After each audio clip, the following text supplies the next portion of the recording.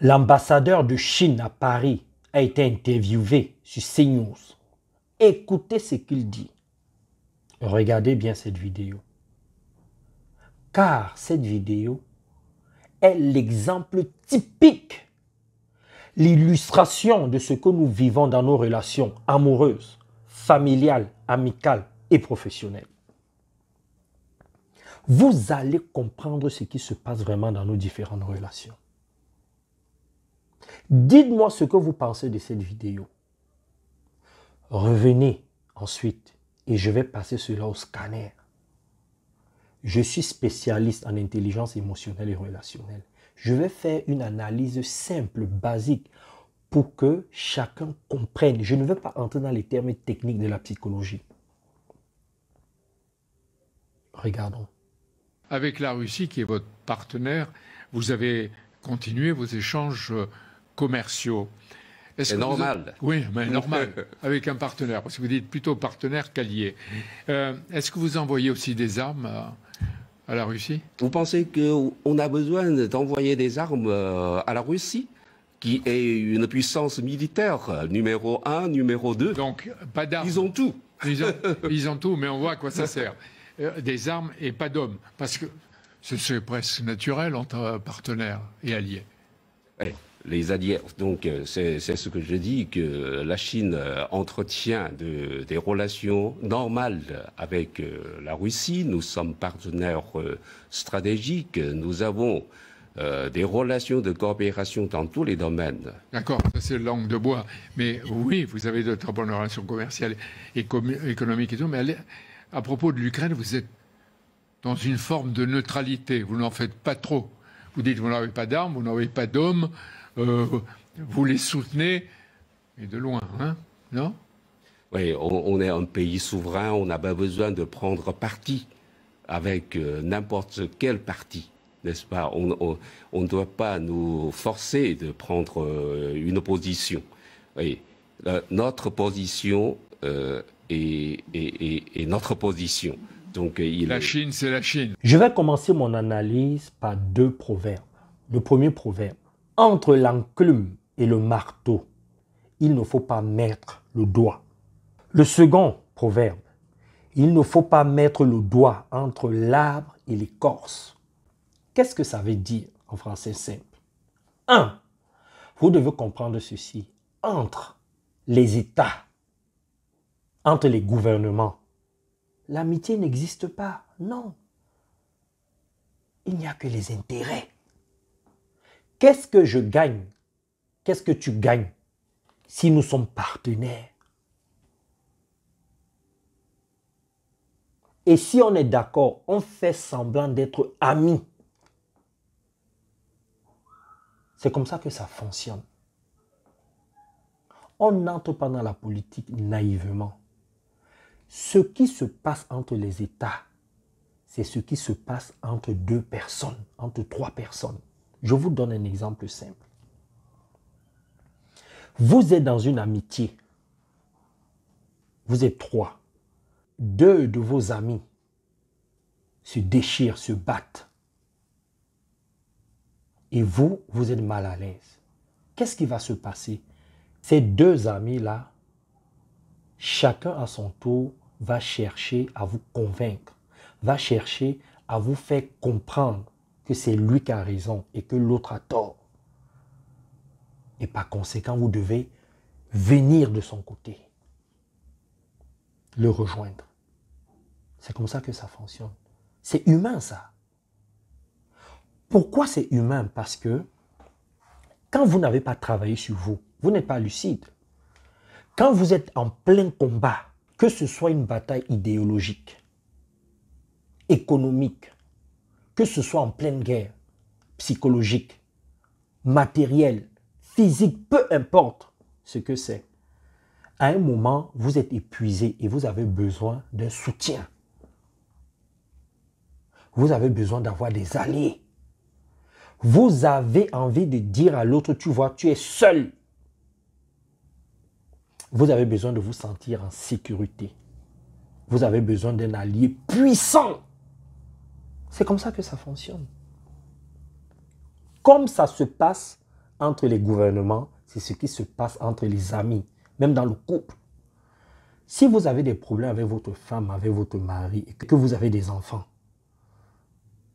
à un moment, vous allez vouloir que vos enfants vous soutiennent. Ah oui. C'est comme ça que ça fonctionne. Alors, quel est le conseil que je vous donne? C'est le conseil qui est basé sur ces deux proverbes-là. Si vous avez deux personnes qui se battent, ne prenez pas parti. Prenez de la hauteur, mettez de la distance. Cherchez d'abord à comprendre ce qui se passe. 1.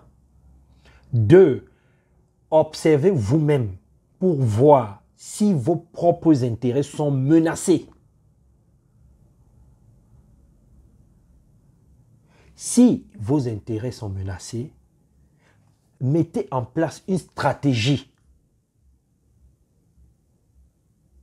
pour soit apaiser les choses, soit pour amener les deux parties qui se battent à prendre conscience, qui sont en train de faire du n'importe quoi, que ce n'est qu'une question d'ego, ou encore, si vous êtes puissant, si vous pouvez arrêter cette guerre, vous l'arrêtez. Voilà les trois options. Maintenant, écoutez-moi très bien. Dans cette vie où nous sommes tous là, au XXIe siècle, faites tout. Cherchez toujours à être indépendant. Même si on ne peut pas être totalement indépendant dans cette vie, faites toujours tout pour avoir suffisamment d'argent.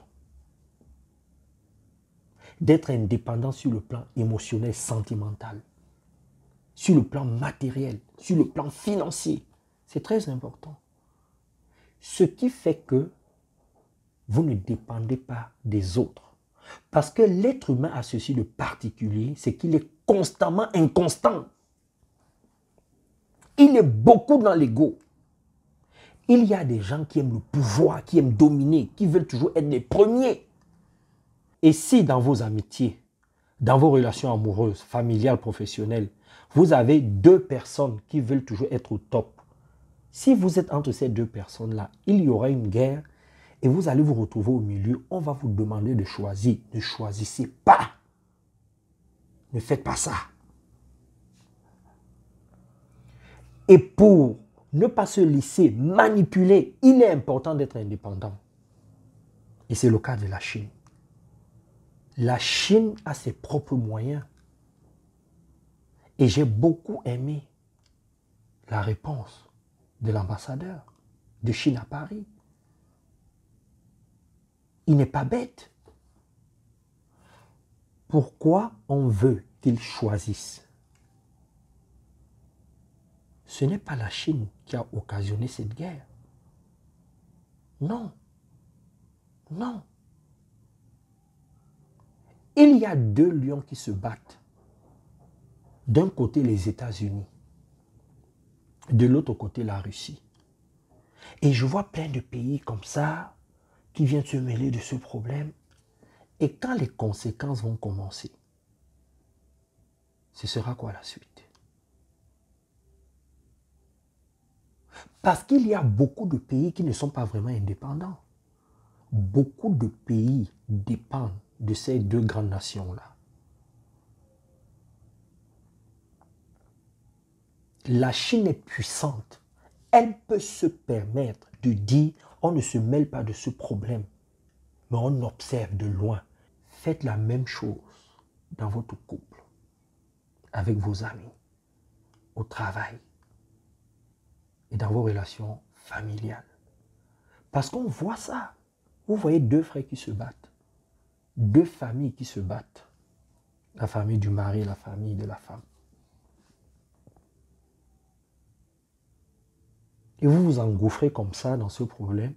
Vous ne connaissez ni les tenants, ni les aboutissants. Et finalement, c'est vous qui perdez. J'ai tellement de personnes qui viennent me voir comme ça dans les coachings. Et qui me disent, oui, j'ai une amie qui se sentait mal avec son copain. Je suis allé l'aider. Et finalement, elle ne me parle plus. Elle est retournée avec ce garçon qui se comportait mal à son égard. etc., etc. Pourquoi j'ai fait ça? Aujourd'hui, je suis mal. Tu t'es sacrifié parce que tu t'es mêlé d'un problème qui ne te regarde pas. Lorsque quelqu'un vient vous voir et vous dit, mon mari est comme ceci, ma femme est comme cela, mon enfant est comme ceci, mes collègues, mon patron est comme ceci, mes employés sont comme cela. Écoutez. Soyez simplement une oreille attentive qui écoute. Poussez la personne à réfléchir. Ne donnez pas votre point de vue. Je le dis parce que beaucoup de gens règlent leurs problèmes à travers les problèmes des autres. Ça veut dire que quoi? Ça veut dire que quelqu'un vient te voir, il te dit qu'il a un problème.